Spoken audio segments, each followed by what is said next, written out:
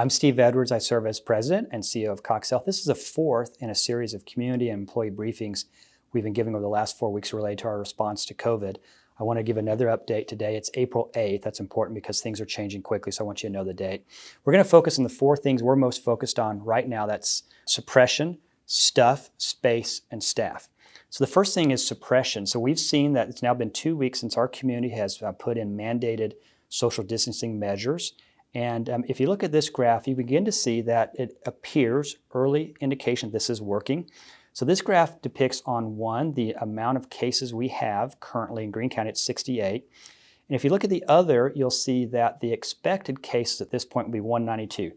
That's based on the epidemiology. There's a 2.5 rate of transmissions from one infected patient to another. So we are about a third of what might be expected. So what that tells us is social distancing is beginning to work, and it makes a difference between being a linear problem and this exponential problem. And so I share that because it's the most important time right now to continue to be in that social distancing phase. So it's working so far.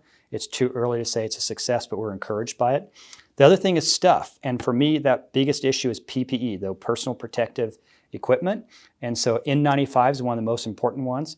We are looking at a supply chain that's been disrupted by middlemen, profiteering, even price gouging. And we're trying to work through those issues. Right now, we have about 84,000 N95 masks. Our burn rate's about 1,000 a day. So we're in good place. However, in a surge, our burn rate could grow to be tenfold.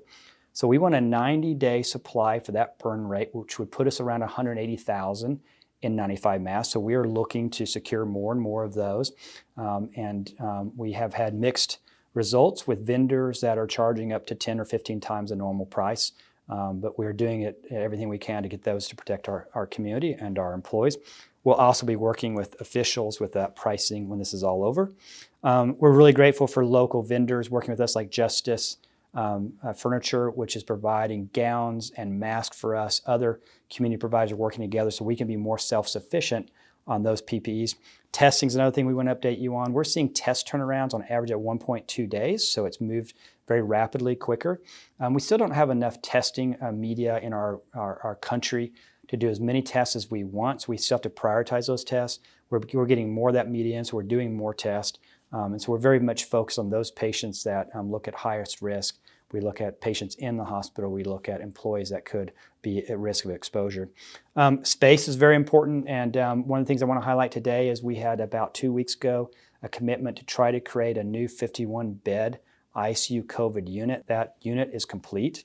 It is now equipped and supplied, and if you take a look at this video, you can kind of get a sense of what it would look like. It's designed the open ward style, some call it the Nightingale style, and that allows us to conserve PPE and more importantly, conserve staff. You can see how much more efficient one of our pulmonologists might be when they can oversee more patients at one time. So it's a really critical measure. We pray and hope we don't have to use it, but we're incredibly grateful for our community who came together to make this work. The last thing and the most important one is to us is our staff, because they are the most precious commodity in this war right now, so we've got to protect them. We are looking at different measures. We've added $2.7 million to employee ETO fund for those that have any kind of COVID diagnosis or any kind of exposure to give them extra ETO time. We've created a fund that's now got more than $1.1 million that helps other employees as well, so we're pleased with that. We are really grateful for community members who've rallied around us. Pioneer Outdoor Advertising, for example, gave us many billboards that are expressing a heroes campaign to honor our nurses and clinicians and doctors and respiratory therapists, etc. So we're really grateful for that. The last thing I want to share is my sense of what the attitude and the culture is of our organization right now. And I'll put it this way. If you were told that you had 2 to 3 weeks to prepare for some sort of impending storm, a storm which consequences could be so grave that could cause loss of life, and you knew that your preparation could either save or cost lives depending on how prepared you became, would you sleep in those 2 weeks? And I will tell you that's the attitude of the people in this organization rallying, because we know that it's all about preparation at this point, because if a surge comes, you don't have enough time to prepare, so we're ready now. I want to assure the community that this organization is as ready as we can possibly be, and due to your work with suppressing by staying home, it looks very, very likely that surge we'll be well below the hospital capacity, meaning we'll have plenty of capability to take care of our community. So we're grateful for that. Please stay home. Those are essential workers that are keeping our economy moving. Thank you for what you're doing to keep our supply chain going so we can keep our patients and our community safe.